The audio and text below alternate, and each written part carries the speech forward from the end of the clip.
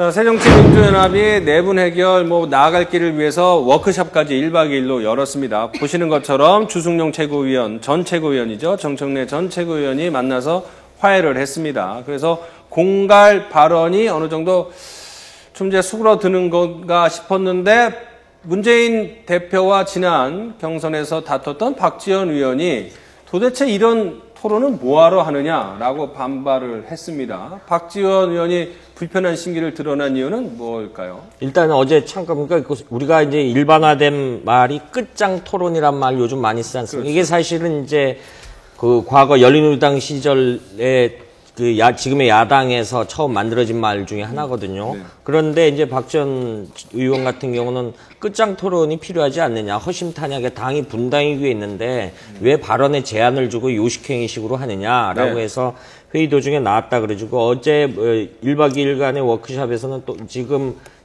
새정치연합의 지도부가 굉장히 불안한 동거체제라는 것을 다시 한번 보여줬죠. 문재인 당대표와 이종걸 원내대표가의 당의 노선을 우양우를 할 것이냐, 지금의 형태로 갈 것이냐, 보다 우클릭 할 것이냐, 이거에 대해서 굉장히 불과 기름 같은 그런 모습만 연출시켰죠. 어제 워크숍을 보면서 누가 안 왔는가가 일단 관심이었고, 누가 와서 어떻게 또 화해를 했느냐도 관심이었는데, 일단 주승용 최고위원과 정청래 의원, 일단 악수를 하긴 했지 않습니까? 일단은 그래도 대중들 앞에서 화해하는 모습을 보였다는 것은 워크숍이 한 가지의 소득이라면 소득으로 볼 수도 있을 텐데요.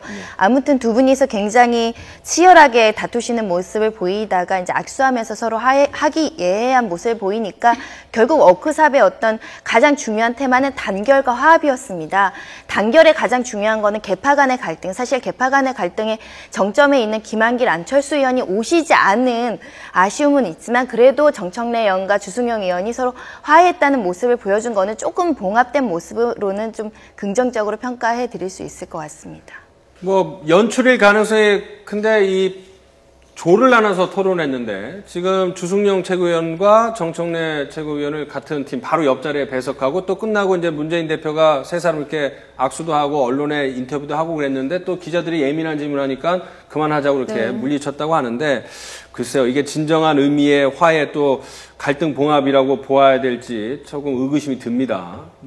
언론을 위해서 좀 연출될 장면들이 상당히 많아 보여서요. 일단 주승용 정청래 의원은 자리 배정을 가나다 순으로 했다 그러죠. 예. 가나다 순으로 해가지고 우연의 일치다라고 했는데 정치인들의 모습을 우리가 24시간 다 관찰할 수 없습니다만은 이제 언론에 투영되는 부분만 대해서 정치 행위를 판단을 하는데 예. 현장의 기자들도 그렇게밖에 판단할 수가 없죠. 네. 없는데 지금 말씀하신 요식행위일 수도 있는데 어떤 그런 모습을 통해서라도 당내 모습을 좀 봉합하려는, 그래서 어제 정청래 의원이 그랬다 그러죠. 형님 잘 부탁합니다. 그러니까 선처해달라, 당 심판원에 선처해달라, 재심 청구한 상태에서 그런 이야기도 했다라고 합니다. 저는 임시적 휴전 상태라고 그렇죠. 보이는데 결국 두 사람이 어떤 대표적인 계파 갈등의 어떤 주류와 비주류, 친노와 비노 간의 어떤 문재인 사퇴론을 가지고 사실은 막말 발언이 나왔었던 거기 때문에 일시적으로는 당우리에서 이렇게 봉합된 모습을 보여주고 나중에 이 어떤 계파 간의 갈등이나 이런 것들이 또 다시 점화됐을 때는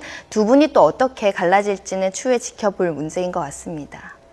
예, 어쨌든 간에 이 화합의 자리를 마련했는데 정치 고수로 이렇게 분류가 되고 있는 박지원 의원이 왜 그 자리에서 이런 워크숍을 왜 하는지 이런 얘기를 왜 했을까? 그 내용, 말의 뒤에 숨겨진 이면을 보자면 여전히 계파 갈등 또 문재인 대표 체제에 대한 비주류의 불신은 상당히 크다. 그 폭을 줄이기 위한 워크숍이 됐는지는 조금 더 지켜봐야 할 것 같습니다. 지금까지 김주환 YTN 정치안보 전문기자 그리고 손정혜 변호사와 함께했습니다. 오늘 말씀 고맙습니다.